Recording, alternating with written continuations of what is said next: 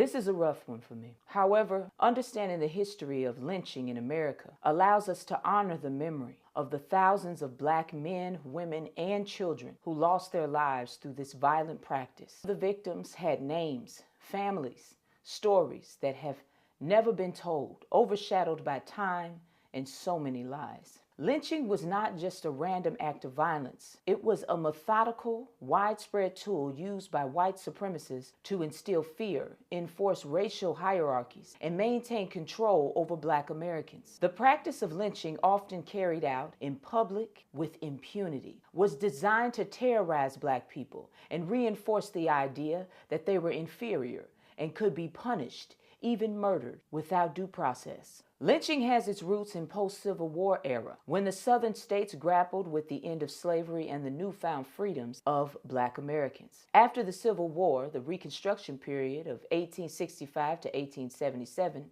saw significant efforts to integrate Black people into American society as full citizens, including the passage of the 13th, 14th, and 15th Amendments. However, Reconstruction faced intense resistance from white Southerners who sought to reassert white control and suppress Black political, social, and economic mobility. During this period, the Ku Klux Klan and other white supremacist groups began using violence, including lynching, to intimidate Black Americans and prevent them from voting or asserting their rights. While formal lynching may not have been widespread immediately after the Civil War, the seeds of racial violence and terror were being sown. The practice of lynching became more formalized and widespread in the late 19th century, particularly in the Southern states. A combination of social, political, and economic factors contributed to the rise of lynching in America. After the collapse of Reconstruction, Southern states enacted Jim Crow laws that legalized segregation and disenfranchisement of Black people. The South was also undergoing economic changes with the rise of sharecropping and tenant farming, systems that kept Black people in poverty and subjugation. White Southerners often justified lynching by invoking the concept of defending Southern honor, particularly the idea that Black men posed a threat to white women. Allegations of SA were often used as a pretext for lynchings. In many cases, lynchings occurred for reasons as trivial as a Black person asserting their rights, seeking economic opportunities, or challenging white authority. Local law enforcement often turned a blind eye to lynching, and in many instances, local governments or law enforcement were complicit in the violence. Lynchings were frequently carried out in broad daylight with no consequences for the perpetrators. Mobs would sometimes include lawmen, politicians, and other officials that had the power to protect Black people in that moment, but instead chose to reinforce the racial hierarchy. Lynching reached its peak in the early 20th century. Between 1882 and 1968, the Tuskegee Institute documented over 4,000 lynchings in the United States, with the majority occurring in the South. The height of lynching activity occurred from the 1900s to the 1930s,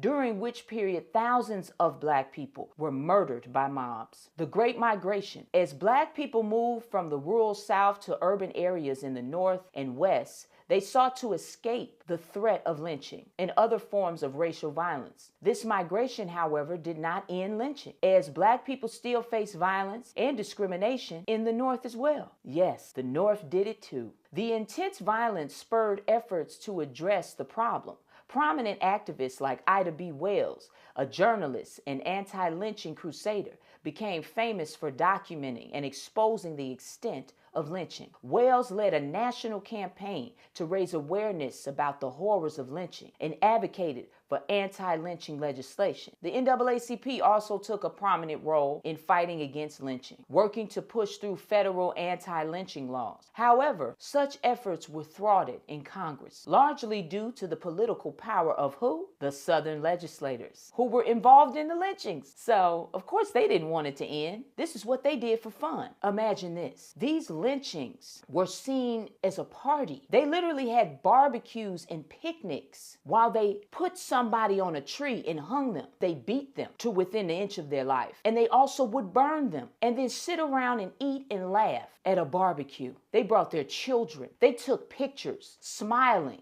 They were the savages. You understand? The whole time they were trying to call us savages, they were the savages. And you may be listening to this right now and say, man, I can't believe that lynching was still going on all the way up to 1968. The lynchings are still going on. They just don't call it lynching anymore. So all of these white police officers that are unaliving innocent black people every year, that is a form of lynching. Michael Brown, August 9, 2014, Ferguson, Missouri. Michael Brown was 18, shot and killed by an officer, Darren Wilson. Brown was unarmed and involved in a confrontation with Wilson. Wilson's version of events stated that Brown was charging at him, while witnesses said that he had his hands up in surrender. The officer was not indicted. Nothing happened to him. He went home and that was it. Tamir Rice, 12 years old, playing with a toy gun. Cops get on the scene. They shoot him immediately, seconds after their arrival. Did any of them go to jail for taking this child's life? No,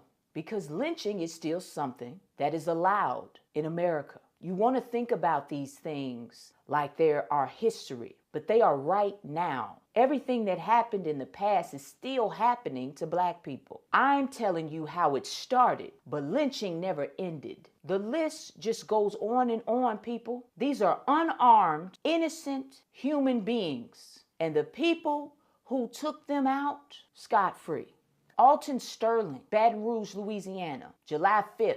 2016. He was selling CDs outside of a convenience store when police officers were called to the scene. Sterling was pinned to the ground by officers and shot multiple times at close range while he was unarmed. The officers involved in taking this man's life were not charged. And it didn't matter how many marches or protests or boycotts we did. Philando Castile, July 6, 2016, in Minnesota. Philando was 32. He was pulled over by police for a traffic stop. He informed the officer that he had a legally registered firearm in his car. And as he reached for his ID, the officer shot him multiple times. The officer was acquitted. Nothing happened. Stephon Clark, March 18, 2018, Sacramento, California. Stephon was 22, was shot and killed by police officers, believed he was holding a weapon. Clark was actually holding his cell phone, and he was shot in his grandmother's backyard. The officers involved